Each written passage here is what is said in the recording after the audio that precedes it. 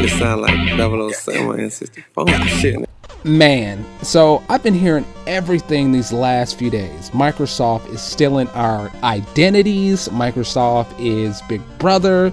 Microsoft is the next Skynet. And you guys sound like just crazy X-Files conspiracy theorists. Like the guy with the tinfoil hat on, with no shirt on the roof with the sign saying, "I've been abducted by aliens." So today I wanted to break down from the Microsoft side and the consumer side, Microsoft's decisions on the Xbox One.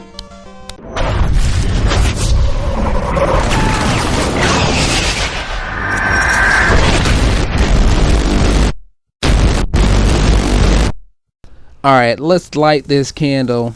Microsoft made a lot of people mad, like mad folks mad.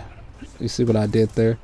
And what people don't understand is Microsoft adopted the PC model for the Xbox One. Basically, a lot of the services and a lot of the controversial steps that they took on the Xbox One are simply steps and precautionary measures that are already in place on the PC. Console guys, get with it. Okay? You're the same guys that were upset when Microsoft decided that the Xbox was going to be broadband instead of dial-up. Get with it. So the first thing that had gamers' panties in a bunch was the fact that it requires authentication every 24 hours. Now, PC has already adopted this.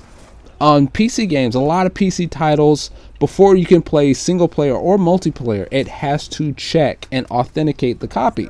Very simple. Now, from a Microsoft standpoint, it makes all the sense in the MFing world.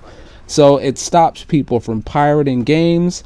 It stops people from hacking the console. It does a lot of stuff for them. So it keeps money in their pocket, keeps money in the developer's pocket, also helps for them to control their console. Now, from a consumer standpoint, it's a little frustrating, little irritating that you have to be online, can't play. But honestly, I've had my Xbox for years, and I couldn't tell you the last time that my Xbox was not connected to the internet. So, what am I really upset about? Now, another thing that people are upset about, even past the 24-hour authentication, is the Kinect and the 24-hour authentication. And for whatever reason, people swear that Big Brother is watching whatever they're doing. And face it, you're probably not even that interesting for them to be watching you in the first place.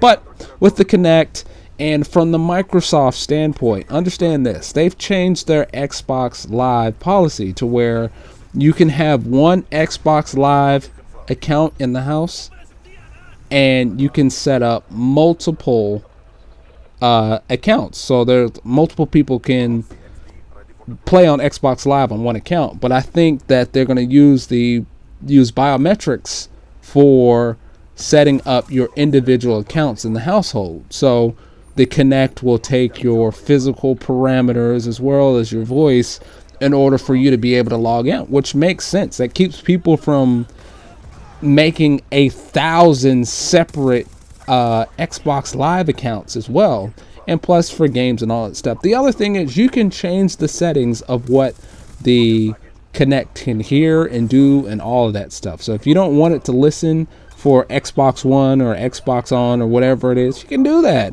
Or if you do, then you can do that as well. So stop with the conspiracy theory. They're not stealing your identity.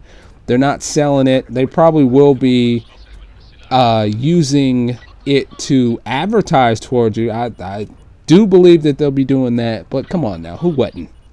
All right, so the next one that people are really upset about, and I better not find a single adult that's mad about this, but the fact that you cannot loan your games out to other people, really? Like, I am a grown man, but I cannot remember the last time that I loaned a game to anybody. So that really wouldn't discourage me from buying a console. Now, from the Microsoft side of this, and let's look at it from the business side, you got to remember, you're going to be installing these games onto your hard drive. And this is, again, another PC model that they adopted. Now on PC, you can install it on one PC and that's it.